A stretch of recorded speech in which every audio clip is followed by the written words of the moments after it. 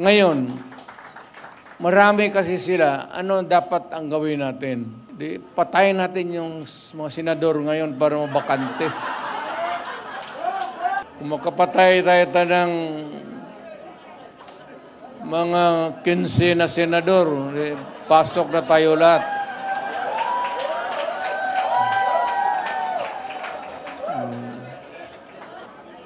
Pero kawawa naman. Pero nakakainis kasi yung, hindi naman lahat. Talking of opportunities, the only way to do it is to pasabugin na lang natin yung ano. Kung minsan nakikita natin yung ibang partido, hindi sila nagugulat sila, natatakot yata sila sa inyo eh. Dahil pagka nakita ang lineup ng alyansa, kung ano-ano na sinasabi, narinig lang natin nung isang araw. Walang daw pag-asa, siguro, kanina wala silang pag-asa, kaya papatay na lang sila ng 15 na senador. Ay talaga, bagay. Mahirap naman yung ibang tao.